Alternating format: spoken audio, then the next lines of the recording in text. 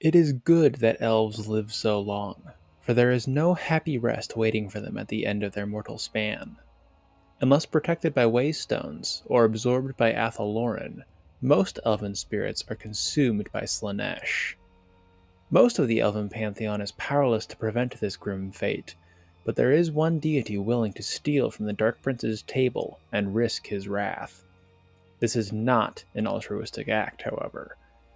The alternative to being devoured by the Lord of Pleasure is endless torture for the sadistic joy of a spurned Queen of the Dead.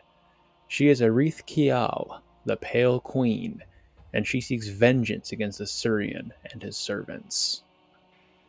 As the supreme goddess of the elven underworld, Ereth Khial has never been a pleasant individual. She is a member of the Sethari pantheon, the dark counterparts to the more benevolent Kadai. Despite her membership in the pantheon, the Pale Queen stands separate from most of her fellow deities. There are only two elven gods she has any meaningful relationship with. The first is Asuryan, emperor of the elven pantheon. In the distant past, the Pale Queen sought to seduce him. When Asuryan resisted her advances, she grew angry and stole the souls of the dead, hiding them in Mirari, or the Black Pit. There she dwells, ruling over her realm of ghosts and spirits. The second is her son, Nethu. She has appointed him as the gatekeeper of Mirari. No soul can leave the Black Pit as long as he stands vigil, nor can any individual approach Ereth Khial without his say-so. Before the Polar Gates collapsed and the arrival of chaos, every elven soul was collected by the Pale Queen's servants, the Rephalim.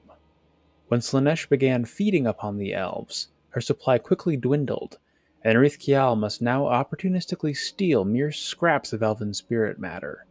Increasingly desperate, the Pale Queen ensures the Rephalim are always seeking out loose elven souls.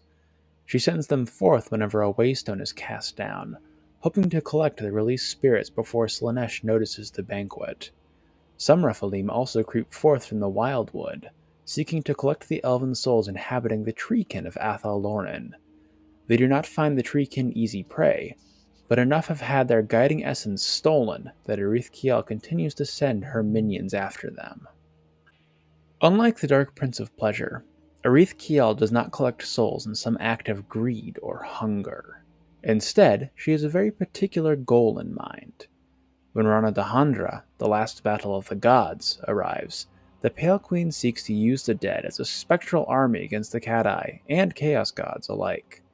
If she's successful, the dead will outnumber the living and cast down all that Asuryan has worked so hard to create in vengeance for her ancient rejection.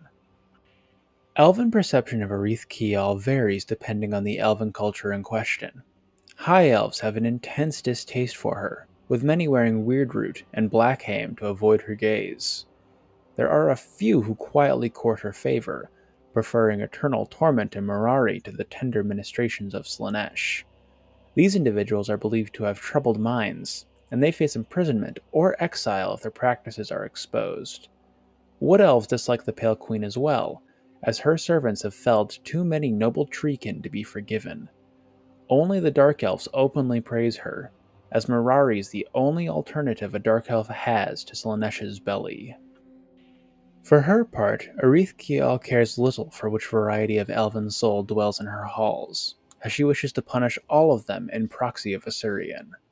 There is only one mortal elf mighty enough to draw the Pale Queen's attention in a favorable way. In Malekith, the Witch King of Naggaroth, Ereth Khial sees a kindred soul.